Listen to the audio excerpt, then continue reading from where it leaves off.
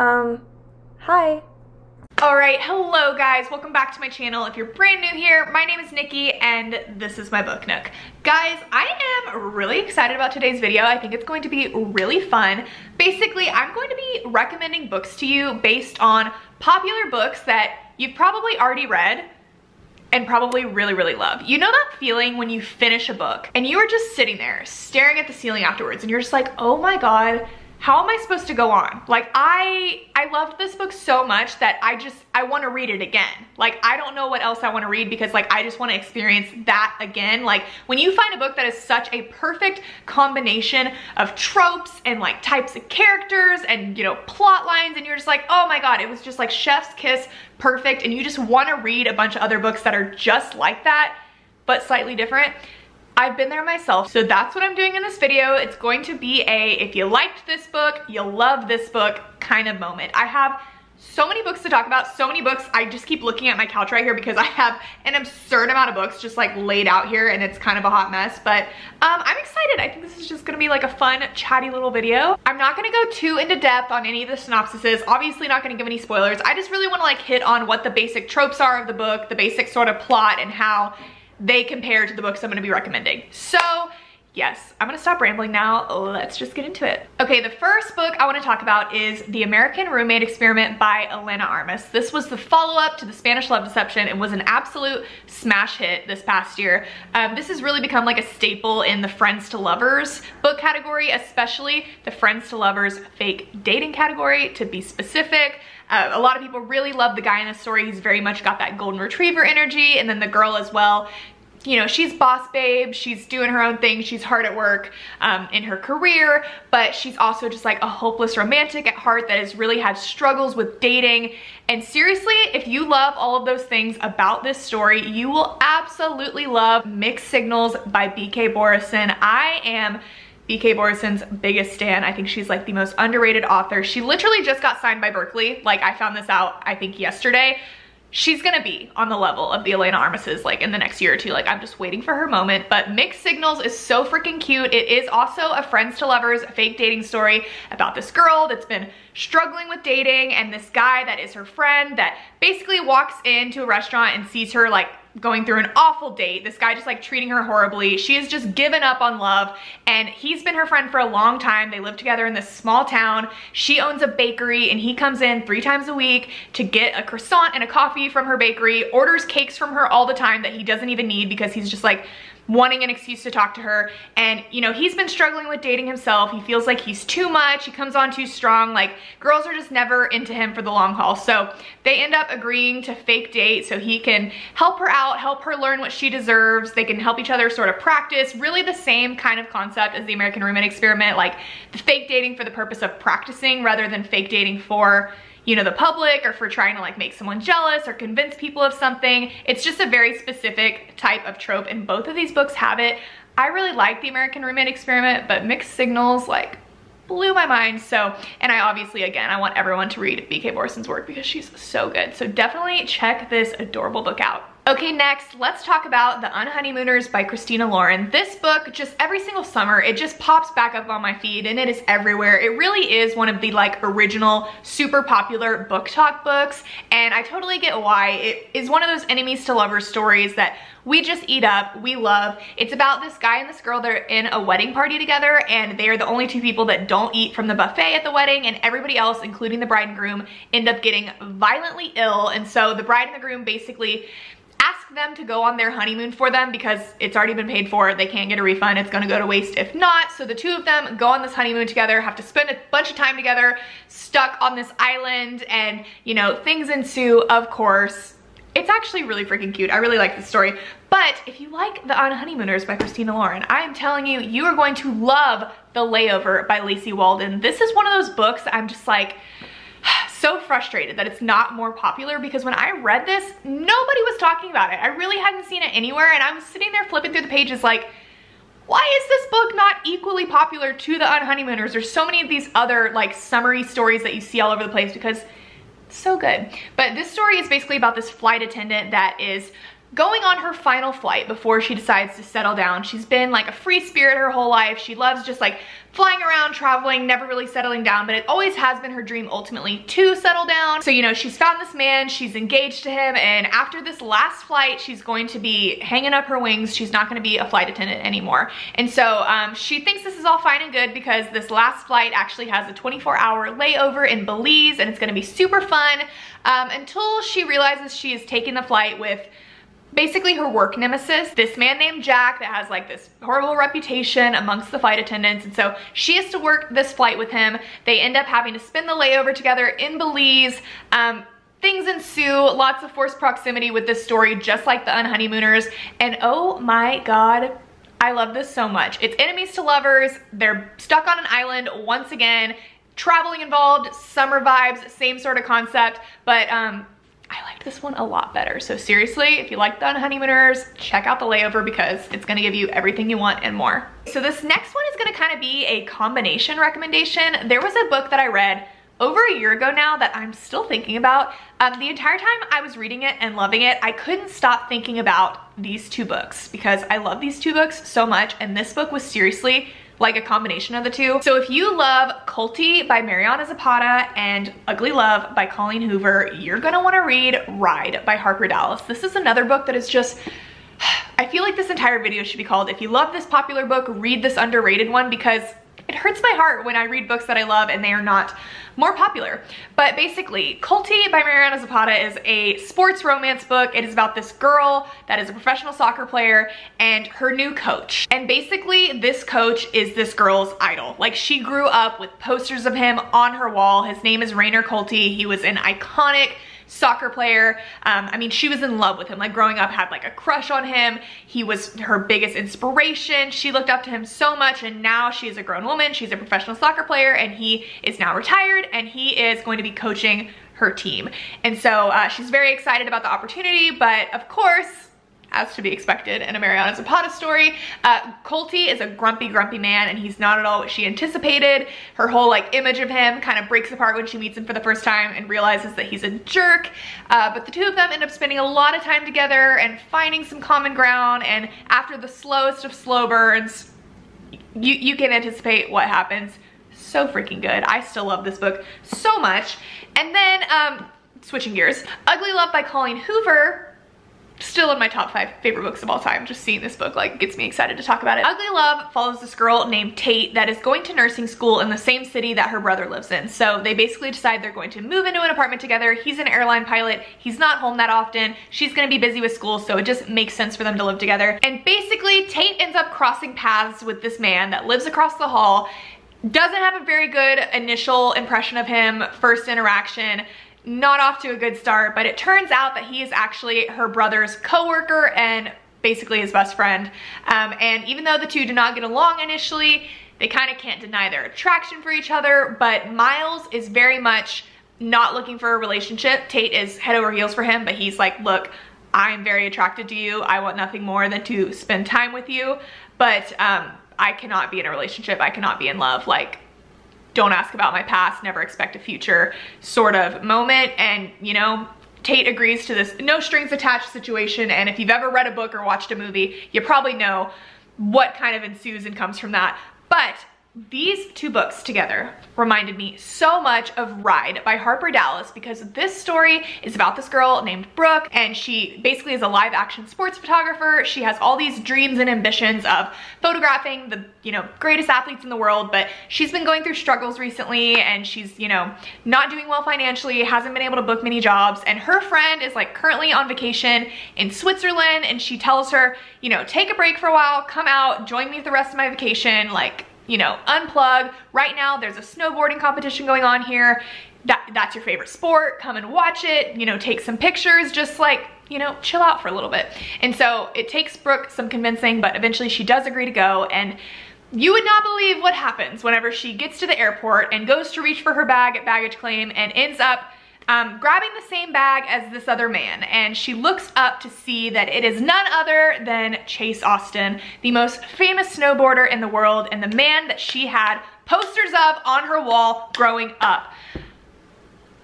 again, much like these stories, she is flabbergasted, can't believe this is Chase Austen. Oh my God, I was in love with him growing up. Like, he's literally my dream person to photograph. He's here right now. But Chase is not what she imagined. He's kind of like, you know, a player. He's also very grumpy. They do not get off to a good start, but long story short, like, she ends up, you know, going to where this ski competition is going on, crossing paths with Chase multiple times, and it turns out his team suddenly is in need of a photographer, and Brooke is there to fill that role, even though Chase is not thrilled about it. So yeah, obviously the two end up spending a lot of time together, kind of out of necessity, because they are now working together. She is his team's photographer, and they kind of go through the same sort of thing with Ugly Love, where Chase, you know, can't deny his attraction to Brooke, but he is not willing to have a relationship. Like, literally no questions asked, cannot be in a relationship. It's not ever gonna happen with him. Don't even bother going there.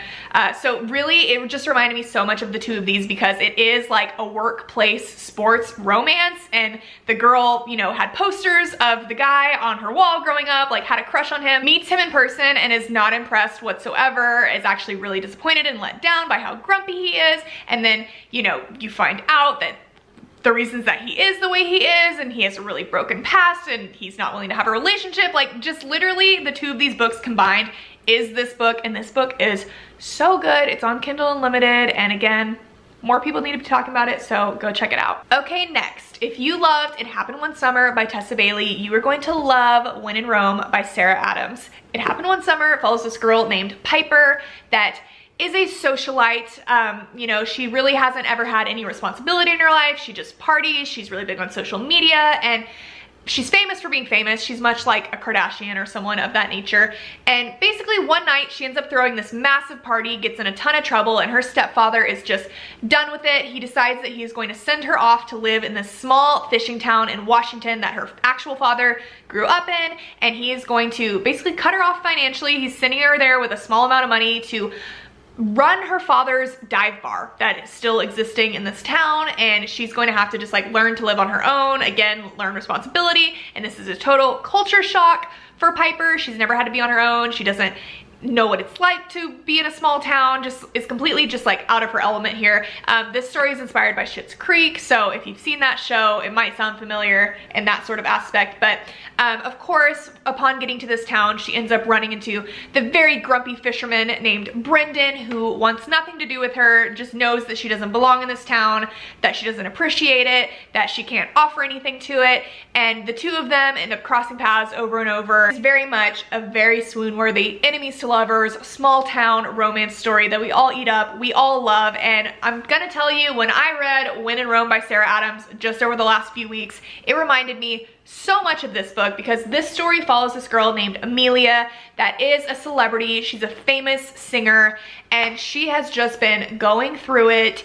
She just doesn't know who she is anymore. She isn't loving singing. She just really needs a break. She's overwhelmed, she's anxious, and long story short, she's super obsessed with Audrey Hepburn movies. She grew up watching them. Anytime she's down or depressed, she turns one on, and her favorite one is Roman Holiday. So she ends up being inspired by that, and she's like, I want to get away. I want to go to Rome. But she can't quite go to Rome. Like, that's too far. She needs to go somewhere that she can drive, sneak away. So she ends up going to Rome, Kentucky. She ends up driving there from Nashville, and her car ends up breaking down like the moment she passes the city line, and she ends up broken down in the front yard of this very grumpy man named Noah that is a pie shop owner in this town. He's grown up here his entire life. Again, he loves this town, he appreciates it, and when he sees Amelia right away, he can just tell she's not from here, she doesn't belong here. Actually ends up recognizing her as the famous singer that she is, and you know, Amelia just wants to stop in for a short while. She's planning to get a hotel, but it's late at night. She can't do that right now. Her car is broken down, it's unusable, and it's going to take 2 weeks to get fixed because it needs a very particular part. So she takes this opportunity to just spend these 2 weeks in this town, staying with Noah, much to his dismay, because he, you know, just isn't about it. He's about just staying grumpy, not letting anybody into his life, not letting anybody into his precious little bubble that he's created. And oh my god, this book was so freaking cute. It really reminded me so much of It Happened One Summer. summer. It's got the really charming small town vibes, the grumpy man, the girl, the kind of like enemies to lovers aspect of it. People call this book an enemies to lovers, but it's kind of like an insta-lovey enemies to lovers, and like the enemies kind of transitions into lovers a lot faster than normal enemies to lovers books, and this one is the exact same way. So if you like this one, you'll definitely like this one. Okay, I've made this comparison so many times on my channel, but it would just be a disservice to not mention it because it's just so perfect. If you are a fan of Beach Read by Emily Henry and also People We Meet on Vacation by Emily Henry, you are gonna wanna read The Roughest Draft by Emily Wibberley and Austin Sigmund Broca because it is the perfect combination of both of these books. Like, it literally takes the best parts of each of them and combines them and just makes the most amazing story. I love this one so much, I can't even tell you. Beach Read is about an author named January that is struggling to write. She needs to get away. She's gone through some rough things in her life recently, so she ends up going to stay in this sort of like cabin near this lake in this small town so that she can just like shut the world out and write her next book. And she ends up encountering, living right next door to her, her very grumpy nemesis from writing school in college that, you know, always got on her nerves, and the two of them end up crossing paths again, you know, confronting each other, and they basically decide that they are going to switch genres because he's an author as well. He's there for the same reason. He's also struggling to write. So in order to help each other like get their creative juices flowing, they decide they're gonna swap genres. They're gonna write like a book that the other person would normally write, and the two of them are gonna go on these sort of like dates and outings like for research purposes, and they're each gonna write their own book, and it is an enemies to lovers story. But People We Meet on Vacation is a friends to lovers story about this girl named Poppy and this guy named Alex that met in college, and basically they end up going on a vacation together every single year. It becomes a tradition for them. So we know at the start of the story that the two of them have not spoken in years. Something happened, something made the two of them have a falling out, but now they're having to reunite because Alex's sister is getting married and Poppy is going to the wedding. So they are going to reunite to kind of go on their first vacation they've been on in a very long time. And throughout this story, it flashes back every other chapter to previous summers and the vacations that they had on those summers together, and slowly you're like building up to present day, and you're seeing what made the two of them go their separate ways, and then they're having to confront that now present day. I love this book so freaking much. It's seriously like still one of my favorites of all time. But yeah, The Roughest Draft is the perfect combination of both of these books because it is about this writing duo named Katrina and Nathan. The two of them met at a writing conference sort of thing, and they decided to write books together, and they took the world by storm. Like, they were just a dynamic duo. They were selling bestsellers. Like, they were both great on their own, but they were absolute magic when they were together. And you know, they wrote a couple of bestsellers, but now present day we know that the two of them have not talked in years. They had some sort of falling out, something happened between them, and they basically like broke up as a writing duo. But now they're having to reunite because they have one book left on their contract with their publisher, and they basically have to fulfill it because it's in the contract, and then once they fulfill it, they can, you know, be done and go their separate ways. So even though neither one of them are thrilled at all about this situation, they gotta do what they gotta do. So they end up going to stay in this same little house that they rented in this beachside town that they wrote their last best-selling novel in, so that they can, you know, get the magic back, get the juju back, and write this book and, you know, make it a smash hit. And so we're seeing present day, the two of them coming back together, this angst, this tension between them. We're seeing them trying to write this new novel, and then we're also at the same time flashing back to the previous novel that they wrote together. We're seeing their relationship sort of like bloom and blossom and develop. We're seeing them write that first book, everything that happens between them, and you're seeing it like build up. And just like People We Meet on Vacation, you're ultimately figuring out like what caused the two of them to go their separate ways. You know, so it's got the aspects of Beach Read where it's like the writing, it's about authors. I love books about books, and this book really just like hits that. So, you know, and it's got the two of them writing together. Like, it really is so much like Beach Read because they are in this house together in this small town. But it's like People We Meet on Vacation because it has the alternating timelines. It is a friends to lovers story, but it's kind of like a friends to enemies to lovers story. Like, it really just combines the two of them so well. So if you love either one of these books or both of them, you gotta read this one. Okay, next, I want to switch up the genre, switch up the vibes a little bit, and talk about Looking for Alaska by John Green. This book is nearly 20 years old, but it has seriously stood the test of time. I feel like the vast majority of people that are about my age, in their mid-20s, have read this book, and I'm still seeing people read it just like for the first time nowadays. And that just brings a smile to my face because John Green is like my favorite human in the world. I am his absolute biggest fan. If anyone knows me at all, they know that. I never stop talking about him. But if you haven't read this book yet, it follows this boy named Miles that is going to finish his high school at this boarding school in this small town a couple states away from where he is from. And shortly after getting to this school, he ends up encountering this girl named Alaska that just totally rocks his world, blows his mind, changes his life. Alaska is just wise beyond her years. Like, she just doesn't take life too seriously, you know. She really is just a free spirit, but she's also very like hardened in a way. Like, she's a very interesting type of character, but he just opens her eyes to so many things, makes him just like see life differently. And if you've read this book, like, I'm not gonna spoil it, but just things end up happening. Like, there's a big plot twist. It's very much like a coming of age book that just really like gets inside your mind and makes you think. And I really like this book, but I read a book this year that I just adored. It became one of my favorite books of all time, and it reminded me a lot of this one. It is The Spectacular Now by Tim Tharp. And you might recognize the title of this book because there's actually a super popular movie based off of it starring Miles Teller and Shailene Woodley. And that movie is great. I had seen that movie, of course, like growing up, like it was super big. I love Miles Teller, I love that movie, but I liked the book just as much, if not more. It is so freaking good. But it follows this boy named Sutter Keeley. He's in high school and he's just the life of the party. Everybody loves Sutter. Everybody wants to be his friend. Everybody wants him, you know, in their circle at their party. But nobody really takes him seriously. He's going into his senior year and he's been broken up with by another girlfriend because every girlfriend likes him for a short time but just like doesn't see him as a long-term person. Like, he just very much lives in the now. That's all he focuses on. He doesn't look forward to anything, think about his future. It's all about, what am I doing today? What am I doing, you know, to have the most fun possible. So he reminded me so much of Alaska in a lot of ways. Like, I think the two of them would be best friends. But Sutter in this story ends up coming across this girl named Amy Finicky, and Amy is the exact opposite of Sutter. She's not at all popular. She's really quiet, keeps to herself, doesn't really go out or do anything. She's kind of like a bookworm,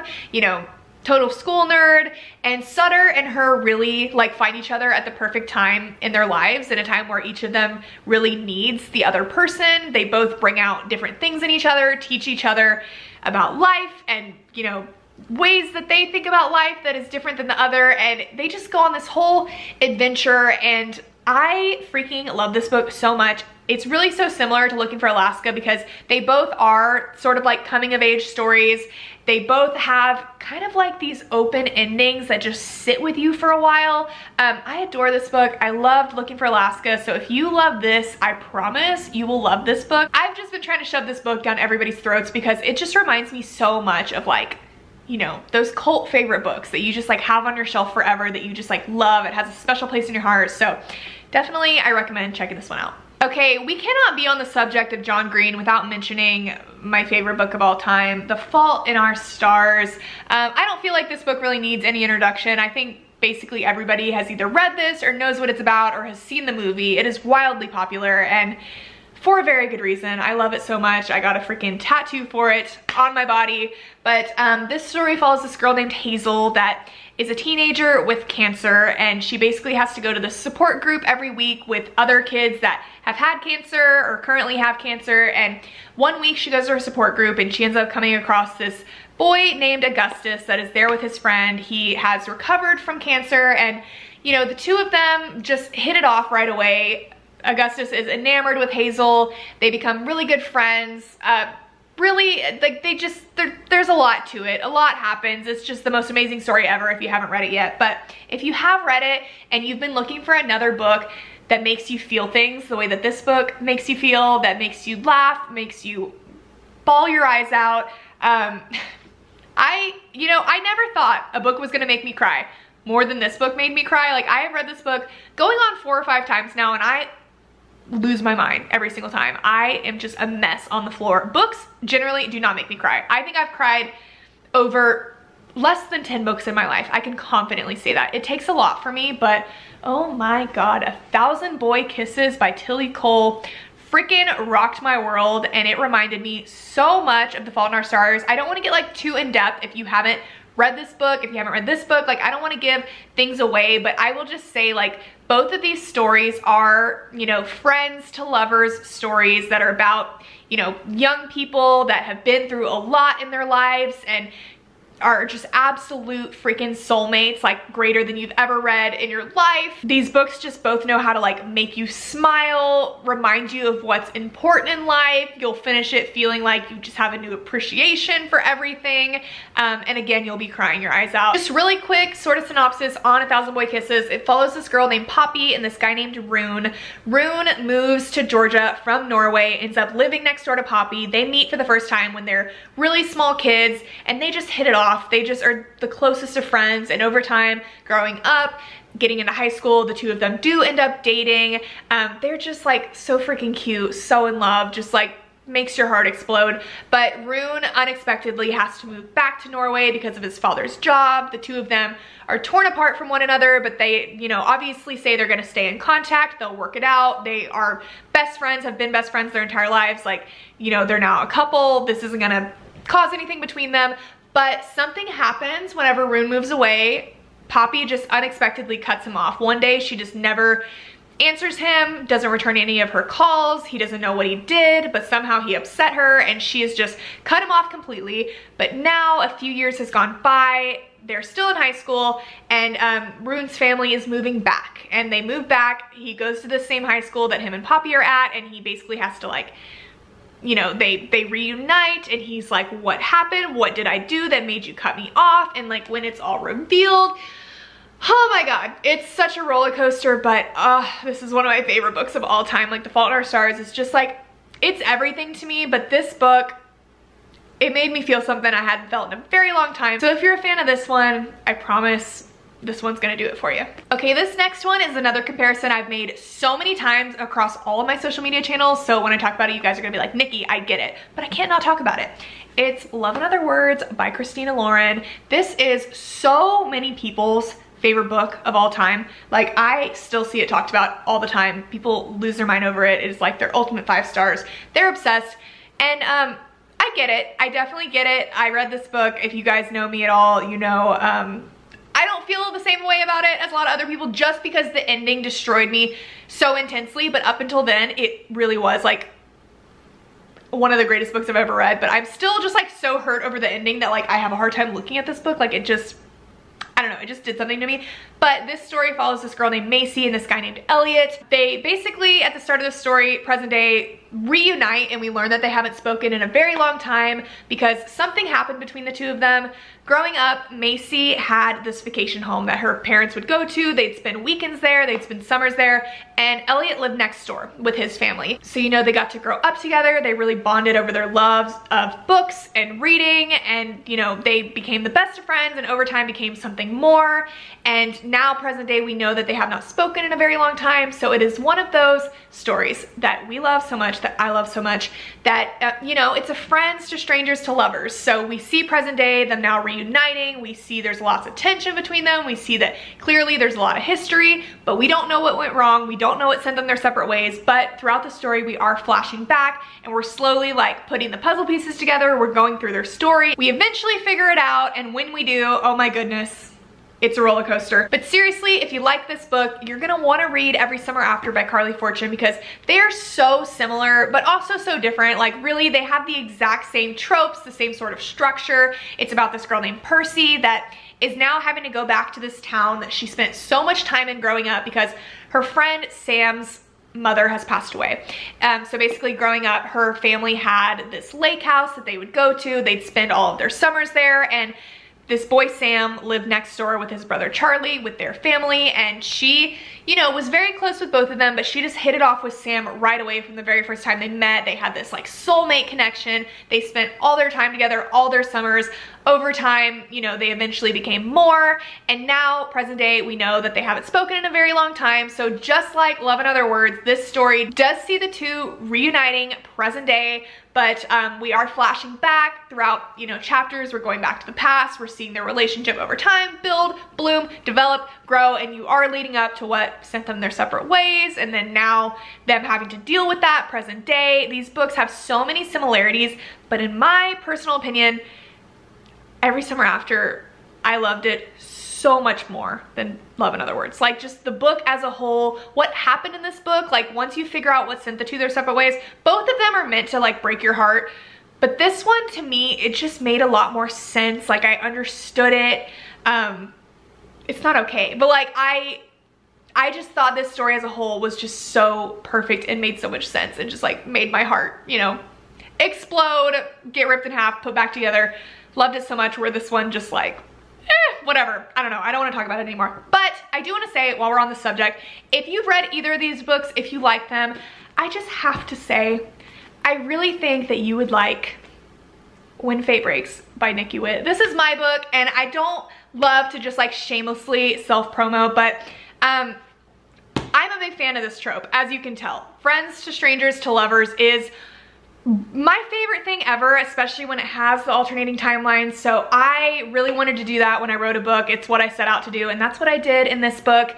There are a lot of similar vibes in When Fate Breaks to Love in Other Words and Every Summer After. It is about this girl named Annie and this guy named Blake that grew up together because their dads were best friends, so they would see each other, you know, on holidays, over the summer, every time their families would get together. And now, present day, we know that they have not spoken in 6 years, but Annie has gotten a hold of Blake because she has just moved into this new home with her fiance, and the home is beautiful, but in the backyard there is this old dilapidated greenhouse that is just falling apart at the seams. And the first person she thinks of is Blake, because he works in landscape design, landscape construction. He has been a lover of plants his entire lives, like literally from the first time they met. Like, he had like a little grass plant in his hands. Like, it's just what he does. Like, this is the perfect project for him, and he's like, she's the only person he would trust to do it. She hasn't spoken to him in 6 years. He's the last person she wants to call, but something in her is just like, I want this greenhouse fixed, and I know Blake is the person to do it. So Blake ends up going to stay with Annie and her fiance for 2 long weeks while he fixes this greenhouse. They're reuniting, and you can tell there is a lot of words left unsaid between the two of them. So you're seeing that. You're kind of following the present day journey, but then every other chapter you flash back, you see them growing up kind of year after year. There's time jumps. It obviously all leads up to them going their separate ways, and now they're forced to face it. It feels so weird talking about my own book. I don't do it that often on my channel, but obviously I love this story. It means a whole lot to me because it is my story, it is my baby, and you know, I really think if you liked these stories, if they're your vibe, I think this will also be your vibe. Okay, and lastly, I just feel like it's appropriate to end on a happy, fun little note. So let's talk about my favorite rom-com of all time, The Hating Game. I still love this book so much. It follows this girl named Lucy and this guy named Josh that work together at this publishing house. They both are the personal assistants to the co-CEOs, so they literally work in the same office. They're constantly around each other, and they have never gotten along. Literally from the first day, they're polar opposites. Lucy is a people pleaser. Josh is super grumpy, you know, does his job, doesn't go out of his way to do anything else, talk to anybody else. He's a total hard ass. Everybody's afraid of him, where everybody loves Lucy and takes advantage of her. They just couldn't be more different and cannot stand each other, and now they are both up for the same promotion at work, so they're forced to compete with one another, and lots of things ensue, but it's just so cute. It's so fun. Joshua Templeman is just, I love him so much. But workplace romance is seriously my favorite trope. Like, there's a lot of tropes I love. I love the fake dating. I love the childhood friends to strangers to lovers, of course, but like workplace romance just always hits. Something about the forced proximity of it, especially if they're like rivals with one another, it is just the best. So if you are into that vibe, if you're into The Hating Game, I have 2 books that I know you will also love. First of all, The X Talk by Rachel Lynn Sullivan, and then Shipped by Angie Hockman. The X Talk is about this guy and this girl that work together at this public radio station. The girl has worked here for a few years now as an assistant on a team, and the guy has just joined the station. He's just fresh off of getting his master's degree, thinks he freaking runs the place. He's a very serious journalist, where she is more into like telling stories, getting people's, you know, lives on the air, making people feel things. He's all about the facts and the hard-hitting news, and they just like could not be more different. They bicker constantly. Every time they're in the same room, like, they're bound to fight. But basically they learn that the radio station is struggling and their boss comes to them, has a meeting with the whole station, says, we need to come up with a new idea. Our ratings are way down. You know, what's a new show we can do? What do y'all have in mind? So somebody makes the suggestion of doing a radio show about dating, like between a couple that is dating, giving dating advice, and you know, the boss is like, that's been done before. And so the girl ends up making the suggestion of like, what if we do a radio show hosted by two exes? And, you know, a lot of people are like, okay, that's kind of interesting. That's something different. Everybody except for Dominic. He's like, no, like that's the stupidest idea I've ever heard. And she's like, what do you mean it's a stupid idea? It would be really good. And so they end up getting into this like bickering match in front of the entire station. And then at the end of it, their boss ends up pulling them into his office and they think they're in trouble, but that's not the case, because he's like, we like your idea, Shay. We're gonna do it, and you guys are gonna be the exes. And of course they're like, we can't be the exes, what are you talking about? We haven't ever dated. And they're like, well, you could have fooled me because you bicker like your exes. So they end up doing this radio show together. They have to pretend that they have dated before and they have now broken up, and it's so interesting, like the dynamic of it, because it's kind of like fake dating, but it's like faking that they already dated, and they're totally like arch nemesises at the beginning of this, but now they're forced to work together because they really have no choice. Like they pretty much have to do this show or they're gonna be out of a job because the station is failing. So good. I don't see this book talked about nearly enough, and if you're into the workplace romance vibe, like enemies to lovers, all of that, so well done. I'm obsessed with Rachel Lynn Sullivan. Everything she does, I'm just like constantly rooting for. So definitely this is a great one. But I also love Shipped by Angie Hockman. Basically this story follows this girl named Henley that has just been your typical boss babe. She's totally pushed everything else in her life aside to focus on her career. She's been getting her MBA. She's been trying to move up at her job. She works for a cruise ship company. She works in the marketing department, and you know, she gets along pretty well with everyone at her company, but there's this one man that just grinds her gears all the time. His name is Graham, and he is the social media guy for the company. And you know, she just can't stand him. He constantly tests her nerves. Like she puts in maximum effort, he puts in minimal effort and gets like all the praise. It's just something she really struggles with. She just like isn't a fan of him. But now there's a new promotion up at the company that is just Henley's perfect next step. Like it is her perfect next ring on the corporate ladder. And she's very happy to hear from her boss that he actually has her in mind for the promotion. But the kicker of it is that it's not just her he has in mind. He also has Graham in mind. They both have qualifications. They both would make sense to move into this role. So now the two of them are kind of in competition with one another, because neither one of them has actually ever been on a cruise with this company, even though they worked for it for a few years. So their boss tells them that the two of them are gonna have to go on this cruise together to their least popular location. They're gonna have to spend the week on the cruise ship, see it from the point of view of a customer, and the two of them at the end are gonna have to come up with a marketing proposal for how they can get more people to go on this cruise. Whoever comes up with the better idea is going to get the job. So obviously these two are total enemies. They are work nemesises, and now they are forced to go on this vacation together, spend time together on this cruise ship. You know, they're in competition with one another, and even though they've never gotten along, now they're spending more time together. They're realizing that they have a lot more in common than they think they did, as to be expected.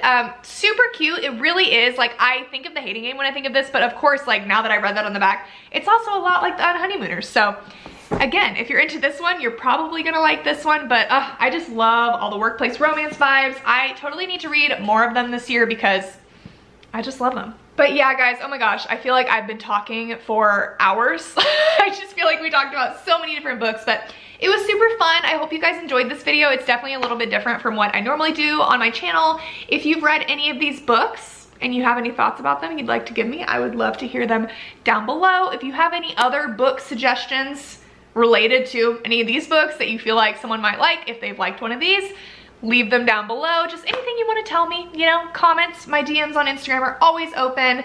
But yeah, guys, that is it for me today. Thank you so much for watching, and I will talk to you very soon. Bye.